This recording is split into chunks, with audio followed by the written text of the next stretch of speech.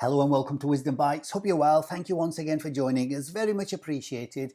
And in today's video, I'm going to be going through the 60-day cycle and make head and tail about exactly where we are and where we may be heading as we're getting into the final stage of this cycle. I'm also going to have a look at exactly what we've got on the screen here, and that is ask the very big question, can we hold the 25,200 level? And finally, we'll have a look at the 4-year cycle update and tell us exactly where we are in the current 4-year cycle as we're moving forward. So if that sounds interesting, then without further ado, get yourself a cup of tea, sit yourself down, eyes on the screen, and let's get cracking.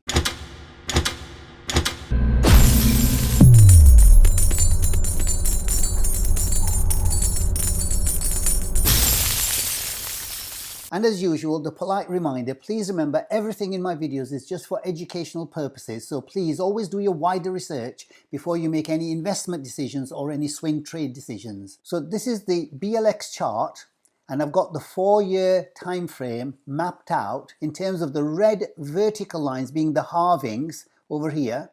And the next halving is here in April, around about the April 2024 next year. And the tops of these peaks are the 4-year cycle end and the beginning of the next cycle. So the first cycle here finished between 2010 and end of 2013. So this was the first 4-year cycle. The second 4-year cycle finished here at the end of 2017 after this halving. And then the last cycle, you can say it finished here in April 2021 or in November 2021. You can take either pick, but we'll place it here because that was the start of the downturn. And this is the next end of the cycle that we're expecting at the end of 2025. So you can see the red lines, the halvings, and the top of the cycle. This is where the parabolic moves always start. So you get to the next halving here, the parabolic move starts. The next halving here, the parabolic move starts. And this is what we're expecting here now, that when we get to the halving next April 2024, this is when the main part of the parabolic phase of the cycle will start. Until then, this is where we are. We're hoping to go further up into this halving, and then the move will actually start to the upside in the big way that we expect. So whatever you do, don't get caught up in the day-to-day, week-to-week, month-by-month emotional trauma that the market actually presents itself. So we're just here, and as long as you're fully invested, we should make our way according to the historical context. That's all we've got to go by. So as you can see, up to the halving, we have a move to the upside towards it before the parabolic move. So once again here, the next halving, there was a move to the upside just before the halving. This one here, we had this COVID situation, but then we had a jump towards the halving one more time here. So we can expect the same thing to happen, that between where we are now, yes, you'll get the oscillations in between, but the general trajectory is to the upside. So that was the overall picture that we must keep focused for the next 2 to 2.5 years. Don't lose sight of that. It will cost you big time if you do. So now coming back to the current situation on the weekly chart, and we've been talking about this particular move here, that we've had a inverse head and shoulders at the beginning of this new cycle, where we've turned around from this brutal bear market to the downside. We've turned around now back to the upside, and we find ourselves with a very strong neckline at the 25,200 level, where we've just broken up over here in March and coming back and retesting the actual resistance as support. And this development here, I can tell you, is extremely bullish from the classical charting point of view, because what happens in classical charting is that when you have a level like this and you come and find resistance on it repeatedly, and then you break through, then you come back to retest it, but not only retest it, but you fade below it slightly, but very, very quickly you recapture that level. That is normally a move to the upside in a big way. So this fading, as they call it, i.e. fades below the previous resistance line, instead of just using it as support, it fades below in order to catch people out and make them sell at this point and then recapture that level, and that is usually a sign for a big move to come to the upside. So let's see what happens. But this is exactly what's happened here. As you can see with this wick on the weekly chart, we've not just come to find support on it, but we've wicked below it, i.e. faded below it. And now with the long wick at the bottom of it, it's now ready to move to the upside. That doesn't mean that it has to go up, because there's lots of other considerations, and we're going to be looking at that in this video. But one point to note is that before the last big move that we had a long wick at the bottom over here. And before the previous big move here, we got another series of long wicks at the bottom here as well. And once again over here. So you usually find that the big moves that we get are usually preceded by long wicks on the weekly chart over here. And so this could well be as another sign that we're going to have a big move to the upside. However, as you notice, the wicks on this one aren't as long as these over here. And if we have a look at the moving averages on this weekly chart, we can see that over here, we had lost the 200 simple moving average. And for a slight time, we had lost the 20 simple moving average as well, but it has now recaptured it. And the current price line over here, we can see the current weekly candle is now right in between the 200 and the 20. So it's finding support on the 20 simple moving average here. Once we get above the 200 at around about 26.6, if we can close above that this week, that would be a very good sign that we're moving back towards the upside. So only time will tell, but keep an eye on the 200 and the 21 simple moving average here. The other one to keep an eye on is the 8 EMA. As I've been mentioning in the last many videos now, once we lost it over here, this was a very bearish move down to the downside, and this created this downward trajectory. And currently we're on 8 EMA at 26,800. So once again, this 26,800 is going to be a very critical move for Bitcoin. Once we recapture that, that puts an end to the downward trajectory.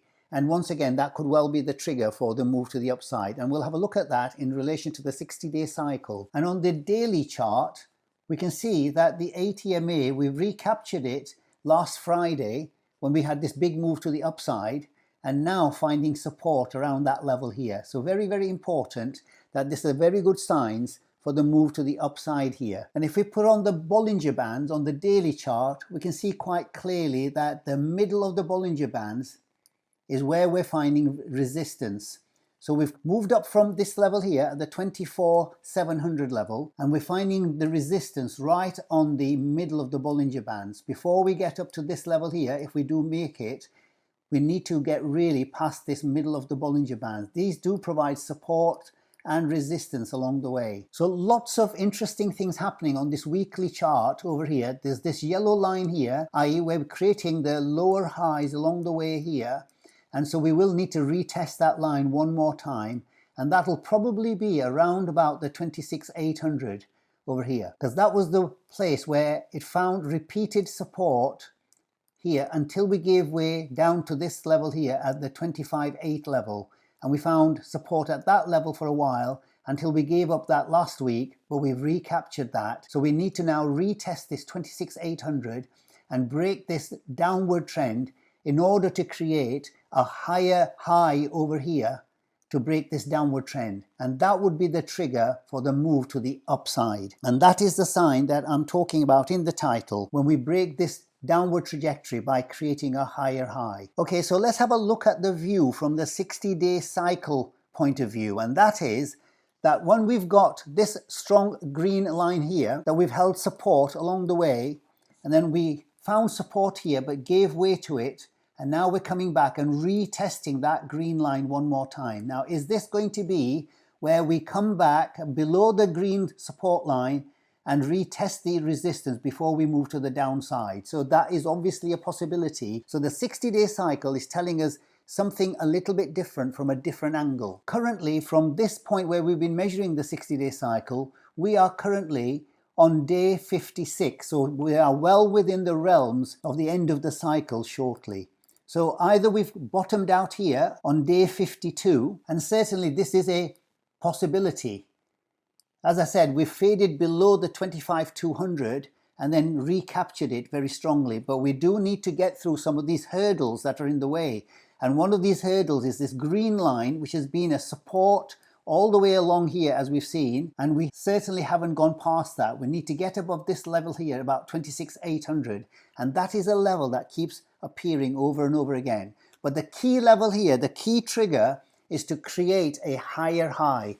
And really, if you look at this chart here, we've created a high here, a lower high, a lower high, and a lower high.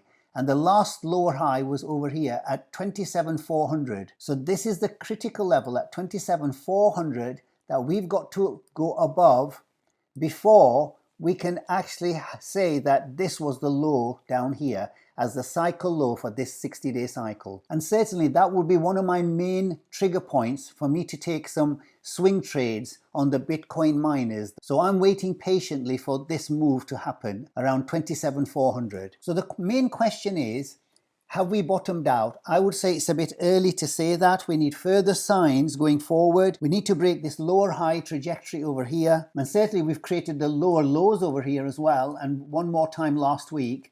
So this still hasn't been broken. And until we get above the 27,400, this would just be another counter trend rally that I talked about last week. So since we've been coming down, this was a counter trend rally, this one, this one, this one, and now this would be the same unless we can get above the 27.4. So once again, we come to the words of being patient and disciplined. And as I mentioned in the weekly chart, we need to recapture the 8 EMA as well as the 200 simple moving average on top of this green line. So there's lots of hurdles still to go through, and we're just in the tentative stages of the new cycle, if that is going to be the case. If we have a closer examination of this move up here, what I would be expecting would be, now that we've had this big rally to the upside all the way up to the 26,800, I would expect a 61.8 retracement before we move to the upside. I don't think, as it stands, it's going to have this V-shaped rally back to the upside over here.